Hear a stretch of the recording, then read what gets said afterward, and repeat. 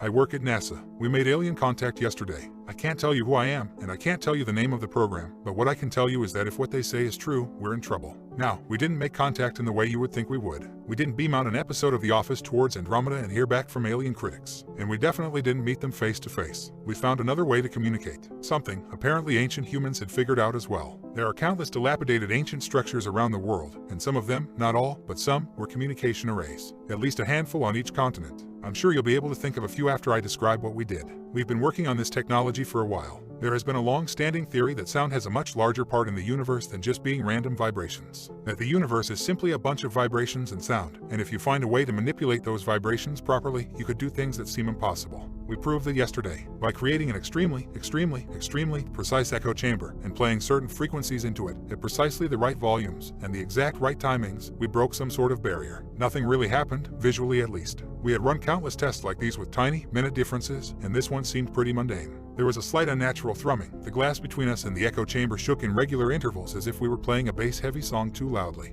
The first thing that tipped us off that something was happening was that once we turned the speakers off, the thrumming didn't stop. My 3 coworkers and I could all feel this thrumming in our chest still, kind of like being next to a very loud drum. We talked for a moment before we all fell silent. There was something else now. It wasn't a voice. It was some sort of intelligent vibration. I can't explain it. It was like a voice was inside my chest, but it wasn't speaking. I could just feel what it was saying. My cohorts and I debated on the exact wording afterwards, but we all agreed on the overall messages each time. Like I said, they weren't really talking, so I'll do my best to phrase it in ways that get across what they said in the way they said it. Woo, you guys are back, is what I felt in my chest. My colleagues and I stared at each other in utter confusion. One of them spoke up. Hello? He asked hesitantly. There was a silence for a moment before the thrumming spoke back. I think I have it set right now. Say that again. Hello? I repeated back to it in place of the other scientist. Yep, there it is, he said quickly. You guys figured it out again. That's crazy, it exclaimed. This wasn't what I was thinking the first human-alien conversation was going to go. I wasn't even sure that this was first contact at this point though. Who is this? What is this? I asked loudly into the open air of our control room. I'm not sure if I'm allowed to give you details like who we are, but what this is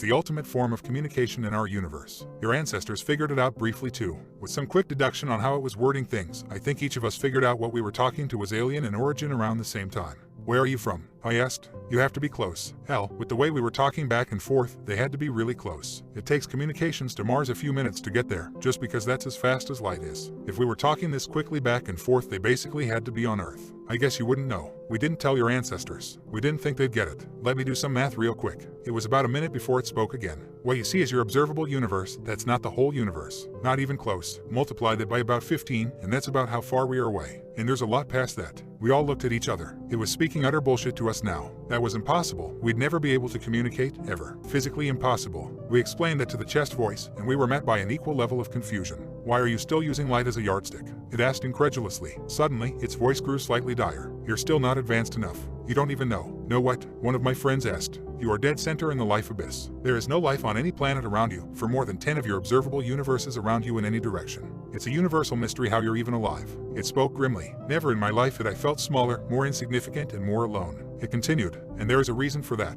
An earnest, intangible feeling of dread took over the control room. There is a reason for that. It reverberated through my entire body as the vibration spoke. But then, silence. No one in the control room spoke a word. We barely even looked at each other. The silence continued for over a minute that felt like a day. What's the reason? Dave, the senior scientist on hand, finally spoke. He had chosen a serious and somber tone in an endless list of choices on how to react. If you value your lives, if you value the lives of every living thing on your planet, never use this form of communication ever again. It shook into our chests. That one felt less welcoming. It felt like a dire warning. And just like that, we felt the tingling, shaking force leave our chests. It just simply faded away, like how when a chord of a guitar is plucked. We looked now to one another. What was the play? Forge on bravely into the void, in the name of science, and play the frequencies again. Or take an alien warning and stop. We didn't get to make that decision. Our program is monitored closely by the US military. A voice came I didn't recognize on over the intercom. Don't touch anything, folks. We're gonna come in and take a look at a few things. Dave took charge. We were all clearly panicked at what we had experienced, but he seemed to have the most level head. All we can do is tell the truth, he reasoned, just as the door to the control room was opened.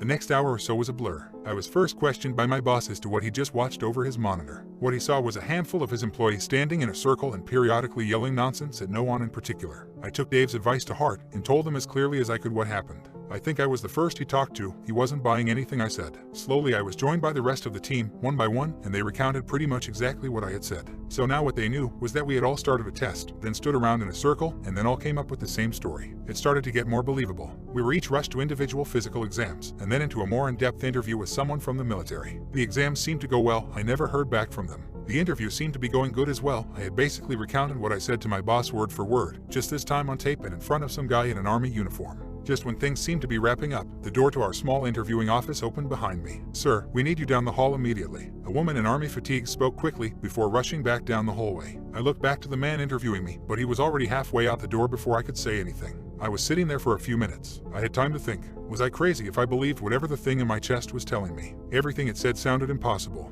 but nothing of it felt like a like. Even though I could only feel what it was saying, I could feel its excitement when we first made contact. I could feel the desperation in it as it told us to never contact it again. What was important though, nothing felt like a lie. I noticed that my interviewer had been taking notes as we spoke. Now that I had been left alone for a few minutes, I thought, what was the harm in taking a peek? I slowly reached over the table and flipped his papers over. They read, "Unknown frequency report. Subject significant physical changes to the subject since his last physical 6 months ago according to the base physician after exposure to the frequencies in this report. No cosmetic changes or complaints of pain or unease. Describes vibrations in chest. Describes hearing voices after being exposed to the frequencies. No history of mental illness. Frequencies that cause mental illness. Breaks with reality. Hallucinations." That's as far as he got before he was interrupted. I slid the papers back across the table and sat back in my chair. All of us had described the same thing, but they were thinking we were all just crazy. He warned us, and the more I thought about it, I wanted to take that warning to heart. I sat up starkly. She said down the hall. The control room was down the hall. With how they rushed us out of there, we didn't even have a chance to turn the machinery off. We didn't even turn a single dial in our stunned states. All they had to do was press a button, and the vibrations would play again. Shit. I exploded out of my seat, through the door and down the hall. I ripped the door of the control room open to all of the military officers, and a few more scientists standing there in disbelief. I hadn't even heard the vibrations again,